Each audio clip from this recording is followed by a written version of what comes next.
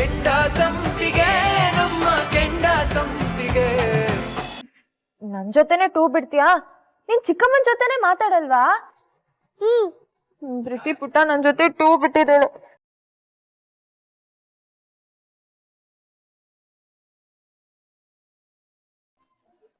ಚಿಕ್ಕಮ್ಮ ಅಳ್ತಿದ್ಯಾ?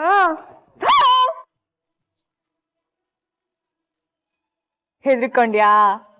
ನೋಡೀಗ ನೀನು ತಿಂಡಿ ತಿಂತೀಯಂತೆ. ನಿನ್ಗಿಷ್ಟವಾಗಿರೋ ಈರುಳ್ಳಿ ದೋಸೆ ಮಾಡ್ಕೊಂಡ್ ಬರ್ತೀನಿ. ತಿಂತೀಯ ತಾನೆ? ತಿಂತೀನಿ. ಸರಿ, 5 ನಿಮಿಷ ಇಲ್ಲೇ ಕೂತಿರು, ನಾನು ಮಾಡ್ಕೊಂಡ್ ಬಂದ್ಬಿಡ್ತೀನಿ. ನೀಲಕ್ಕ, ಇದು ಬೇಡ, ನಾನು ಅವಳಿಗೆ ದೋಸೆ ಮಾಡ್ಕೊಡ್ತೀನಿ. ಬನ್ನಿ ನನ್ ಜೊತೆ. ರೀ, ಯಾವತ್ತಾದ್ರೂ ನಮ್ ಸಾಧನ ಮಗುನ ಈ ರೀತಿ ಮುದ್ದು ಮಾಡಿ ಊಟ ತಿನ್ಸಿದ್ದಾಳ? ಕಾಫಿಗೆ ಸಕ್ಕರೆನೇ ಹಾಕಿಲ್ವಲ್ಲಿ. ಒಟ್ನಲ್ಲಿ ನನ್ನ ಪ್ರಶ್ನೆಗೆ ಉತ್ತರ ಕೊಡಬಾರ್ದು ಅಷ್ಟೇ ಅಲ್ಲ? ಹೇ ಚಿಕ್ಕಮ್ಮ ದೋಸೆ ತರ್ತಾರೆ, ಹೇ ಚಿಕ್ಕಮ್ಮ ದೋಸೆ ತರ್ತಾರೆ. ಹುಷಾರು, ಬಿದ್ಬಿಡ್ತೀಯಾ? ನೋಡಿದ್ರ ಅವಳು ಸಡಗರಾನ? ನಿಂಗಿಷ್ಟವಾಗಿರೋ ದೋಸೆ ಮಾಡಿದೀನಿ, ತಗೋ. ಬೇಗ ಬೇಗ ತಿನ್ಕೊಂಡು ಸ್ಕೂಲ್ಗೆ ಹೊರಡ್ಬೇಕು.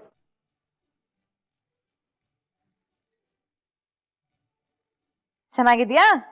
ಚೆನ್ನಾಗಿದೆ, ಸೂಪರ್.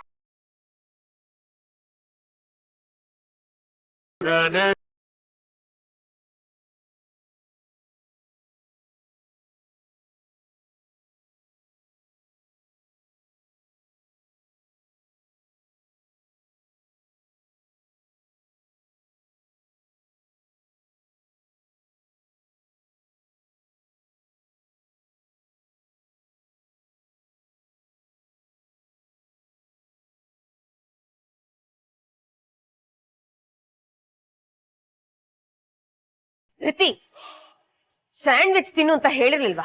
ಈ ಹಾಳ ದೋಸೆನೆಲ್ಲ ಯಾಕೆ ತಿಂತಾ ಇದ್ಯಾ? ಸಾಧನ, ಏನಾಗಿದೆ ನಿಂಗೆ? ಸ್ಯಾಂಡ್ವಿಚ್ ಬೇಡ ಅಂತ ಮಗು ಕೋಪ ಮಾಡ್ಕೊಂಡಿತ್ತು, ಅದಕ್ಕಿಷ್ಟ ಅಂತ ದೋಸೆ ಮಾಡ್ಕೊಟ್ಲು. ಆ ಮಗು ದೋಸೆ ತಿನ್ನೋದ್ರೊಳಗೆ ಕೆಳಗೆ ಹಾಕಿದ್ಯಲ್ಲ, ನಿನ್ ಪಾಪ ಸುತ್ಕೊಳಲ್ವಾ? ಎಲ್ಲ ನಿಮಗೆ ಇರ್ಲಿ. ಅವಳು ಏನ್ ತಿನ್ಬೇಕು ಏನ್ ತಿನ್ಬಾರ್ದು ಅನ್ನೋದನ್ನ ನಾನ್ ಡಿಸೈಡ್ ಮಾಡ್ತೀನಿ.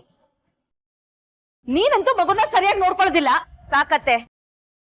ನನ್ ಮಗಳನ್ನ ಹೇಗ್ ನೋಡ್ಕೋಬೇಕು ಅನ್ನೋದನ್ನ ನೀವ್ ನನಗ್ ಅಡ್ವೈಸ್ ಮಾಡ್ಬೇಡಿ. ಜೊತೆ ಬರ್ತಾ ಬರ್ತಾ ನಿಂದು ಜಾಸ್ತಿ ಆಯ್ತು. ಈಗ ನನಗ್ ಟೈಮ್ ಇಲ್ಲ, ಸಂಜೆ ಬಂದ್ ವಿಚಾರಿಸ್ಕೋತೀನಿ.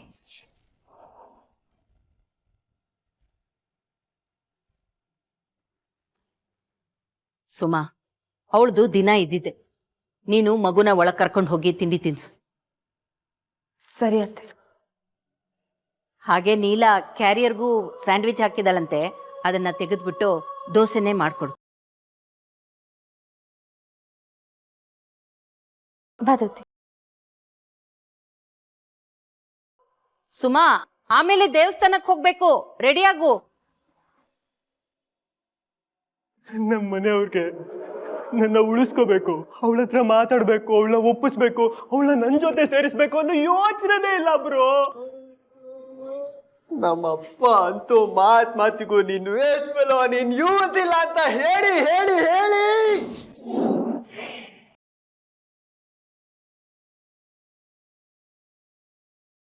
ಸಾರಿ.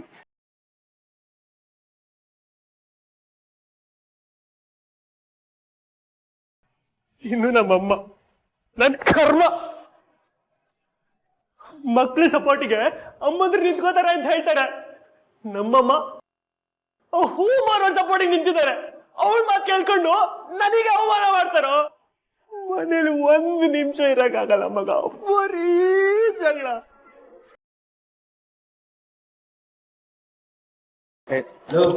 ನೋಡ್ ಮಗ ಮಗ ನೋಡ್ ಮಗ, ಎಲ್ಲದಕ್ಕೂ ಒಂದು ಲಿಮಿಟ್ ಅನ್ನೋದು ಇರತ್ತೆ ಮಗ. ನಿನ್ ಲಿಮಿಟ್ ಮೀರ್ತಾ ಇದ್ಯಾ, ಕೇಳಿಸ್ಕೊ ಇಲ್ಲಿ. ನಿಂಗೆ ಇಲ್ಲೇನಾದ್ರು ಆದ್ರೆ ನಮ್ ತಲೆಗೆ ಬರುತ್ತೋ? ಪ್ಲೀಸ್ ಮನೆಗೆ ಹೊರಡು ಪ್ಲೀಸ್. ಫ್ರೆಂಡ್ ಆಗಿ ನೀನು ಮನೆ ಬಿಟ್ಟು ಹೊರಗಡೆ ಹೋಗು ಅಂತ ಹೇಳ್ತಾ ಇದ್ದಲ್ಲ ಮಗ. ಹಂಗಲ್ಲ ಮಗ. ಮಗ, ಫ್ರೆಂಡು ಅಂತ ಹೇಳ್ತಿದೀವೋ? ಬೇರೆ ಯಾರಾದ್ರೂ ಆಗಿರೋ ಸತ್ರು ಚಿಂತೆ ಇಲ್ಲ ಅಂತ ಸುಮ್ಮನೆ ಹೋಗ್ತಿದ್ವಿ. ಬರೀ ಬುದ್ಧಿ ಹೇಳೋರೆ ಮನೇಲಿ ಅವರು ಇಲ್ಲಿ ನೀವುಗಳು ನನಗೆ ತಲೆ ಇಲ್ವಾ ಇಲ್ಲಿ? ಓ ನೀನ್ ಬಿಯರ್ ಕುಡಿತಾ ಇದೀನಿ ಅಂತನಾ? ಹೊರಗೆ ಹೋಗ್ಬೇಕಲ್ಲ?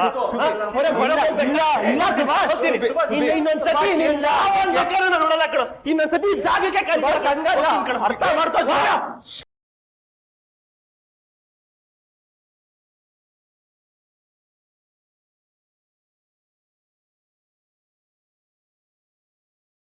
ಏನತ್ತೆ ದೇವಸ್ಥಾನಕ್ಕೆ ಕರ್ಕೊಂಡು ಹೋಗ್ತೀನಂದು ಇಲ್ಲಿ ಕರ್ಕೊಂಡ್ ಬಂದಿದ್ದೀರಾ? ನಾನ್ ಒಡವೆ ಅಂಗಡಿಗೆ ಕರ್ಕೊಂಡು ಹೋಗ್ತೀನಿ ಅಂದಿದ್ರೆ ನೀನ್ ಬರ್ತಿದ್ಯಾ? 108 ಪ್ರಶ್ನೆ ಮಾಡ್ತಿದ್ದೆ. ಈಗ ದೇವಸ್ಥಾನ ಅಂತ ಹೇಳಿದ ತಕ್ಷಣ ಬಂದೆ ತಾನೆ, ಅದಕ್ಕೆ ಬಾ ಒಳಗೆ ಬಾ.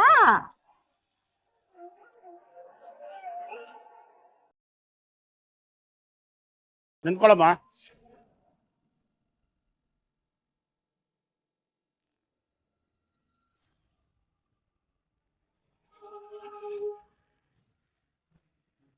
ಏನ್ರ ಅಮ್ಮನ ತಿರ್ಗಾ ಅಲ್ಲೇ ಕುಣಿಸಿದ್ರಲ್ರಿ?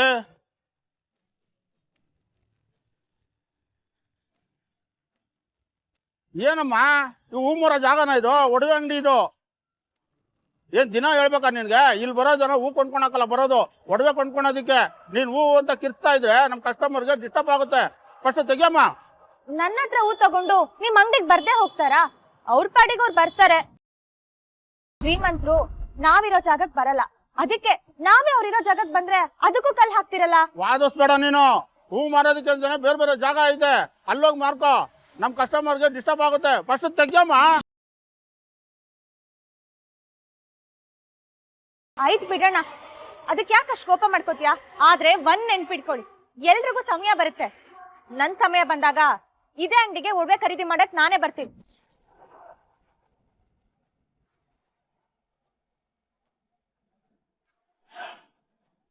ನೀನು ಹೂ ಮಾರೋಳ್ತಾನೆ.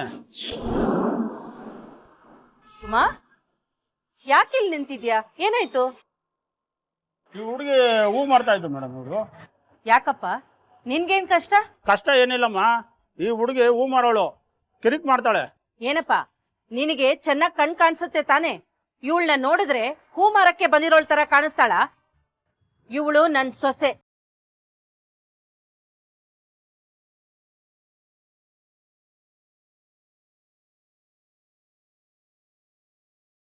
ಒಡವೆ ತಗೊಳ್ಳೋದಿಕ್ಕೆ ಇಲ್ಲಿಗೆ ಬಂದಿದೀವಿ. ನಿನ್ಗೇನಾದ್ರೂ ಸಮಸ್ಯೆ ಇದೆಯಾ? ಇಲ್ಲ ಮೇಡಮ್. ನೋಡಪ್ಪ, ನೀನು ಇಲ್ಲಿ ಕಾವಲ್ ನಿಂತು ಹೇಗೆ ನಿನ್ ಕುಟುಂಬನ ಕಾಪಾಡ್ತಾ ಇದೆಯೋ ಹಾಗೆ ಹಿಂದೊಮ್ಮೆ ಇವಳು ಹೂ ಮಾರ್ತಿದ್ಲು. ಅದ್ರಲ್ಲಿ ಏನಿದೆ ತಪ್ಪು? ಜೀವನ ನಡ್ಸೋದಿಕ್ಕೆ ಯಾವ ಕೆಲ್ಸ ಬೇಕಾದ್ರೂ ಮಾಡ್ಬೋದು, ಆ ಕೆಲ್ಸನ ಕೀಳಾಗಿ ನೋಡ್ಬಾರ್ದು. ಈಗೇನು, ನಾವ್ ಒಳಗಡೆ ಹೋಗದಾ ಇಲ್ಲ ಬೇರೆ ಅಂಗಡಿ ನೋಡ್ಕೊಳ್ಳ? ಅಯ್ಯೋ ಸಾರಿ ಮೇಡಮ್, ದಯವಿಟ್ಟು ಒಳಗಡೆ ಹೋಗಿ.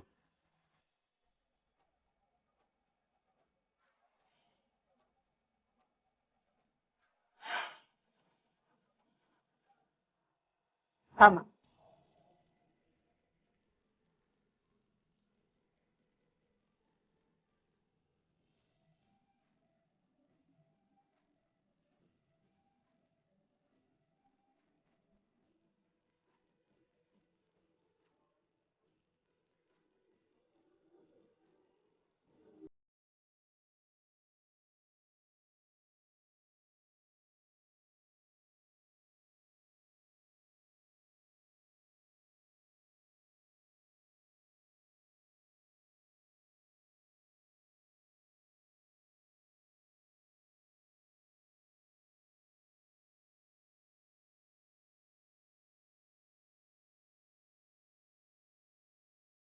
ಯಾಕಮ್ಮ ಇಲ್ಲೇ ನಿಂತ್ಬಿಟ್ಟೆ?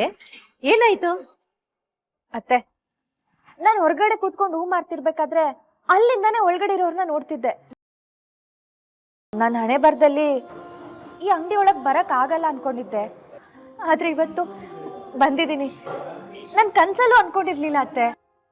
ಈಗ ಬಂದಾಯ್ತಲ್ಲ, ಸಂತೋಷ ಪಡು. ಇಷ್ಟು ದಿನ ಹೊರಗಡೆಯಿಂದ ಯಾರ್ಯಾರು ಒಡವೆ ತಗೋತಾರೆ ಅಂತ ನೋಡ್ತಾ ಇದ್ದೆ, ಇವತ್ತು ನೀನೇ ಒಡವೆ ತಗೊಳಕ್ ಒಳಗ್ ಬಂದಿದ್ಯಾ.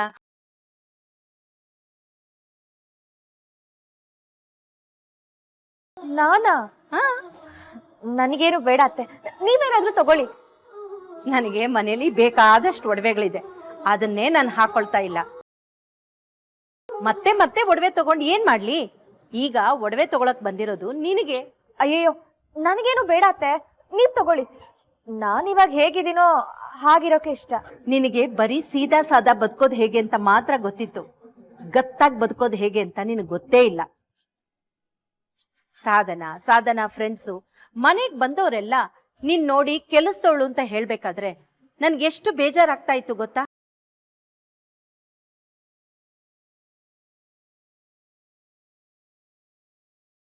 ಅವರೆಲ್ಲ ಹಾಗೆ ಮಾತಾಡೋದಿಕ್ಕೆ ಏನ್ ಕಾರಣ ಗೊತ್ತಾ? ನೀ ಹೀಗಿರೋದು. ಇರ್ತಾನೆ ನಿನ್ನ ಕರ್ಕೊಂಡು ಹೋಗಿ ಒಡವೆ ಬಟ್ಟೆ ಎಲ್ಲ ಕೊಡಿಸ್ತಾನೆ ಅಂತ ಇಷ್ಟು ದಿನ ಕಾಯ್ತಾ ಇದ್ದೆ. ಆದ್ರೆ ಅವನಿಗೆ ರಾಜಕೀಯ ಮಾಡೋದಕ್ಕೆ ಟೈಮ್ ಸಾಲಲ್ಲ. ಇದಕ್ಕೆಲ್ಲ ಎಲ್ಲಿರುತ್ತೆ ಟೈಮು? ಅದಕ್ಕೆ ನಾನು ನಿನ್ನ ಹತ್ರ ಸುಳ್ಳು ಹೇಳ್ಬಿಟ್ಟು ಇಲ್ಲಿಗೆ ಕರ್ಕೊಂಡು ಬಂದೆ. ಅದವ್ರ ಕನ್ಸಲ್ವಾ ಅತ್ತೆ? ಅವ್ರ ಹಾಗೆ ನಡ್ಕೋತಿರೋದ್ರಲ್ಲೂ ಏನೂ ತಪ್ಪಿಲ್ಲ. ಬಹುಶಃ ನಾನಾಗೆ ಕೇಳಲಿ ಅಂತ ಸುಮ್ಮನಿರ್ಬೋದೇನೋ. ಅಬ್ಬಾ, ಯಾವತ್ತೂ ನಿನ್ ಗಂಡನ್ನ ನೀನ್ ಬಿಟ್ಕೊಡೋದೇ ಇಲ್ಲ ಅಲ್ಲ? ಹೆಂಡತಿ ಅಂದ್ರೆ ಹಾಗೇ ಇರ್ಬೇಕು, ಗಂಡನ್ನ ಯಾವತ್ತೂ ಬಿಟ್ಕೊಡ್ಬಾರ್ದು. ನಿಂಗೆ ಇನ್ನೊಂದು ಗುಟ್ಟು ಹೇಳ, ಮನ್ಸಲ್ಲಿರೋ ಆಸೆನ ಮನ್ಸಲ್ಲೇ ಇಟ್ಕೋಬಾರ್ದು, ಗಂಡನ ಹತ್ರ ಹೇಳ್ಬಿಡ್ಬೇಕು. ಇಲ್ಲ ಅಂದ್ರೆ ತೀರ್ಥನಂತ ಗಂಡಸ್ರಿಗೆ ಇವೆಲ್ಲ ಅರ್ಥನೇ ಆಗಲ್ಲ. ನಿನ್ನ ಮುದ್ದಾಗಿ ನೋಡ್ಬೇಕು ಅಂತ ನನಗೂ ಆಸೆ ಇರಲ್ವಾ? ನಾನ್ ನಿನ್ನಮ್ಮ ಆಗಿದ್ರೆ ನೀನ್ ತಗೋತಾ ಇದ್ದೆ ತಾನೆ? ಪ್ಲೀಸ್ ಬೇಡ ಅಂತ ಹೇಳ್ಬೇಡ.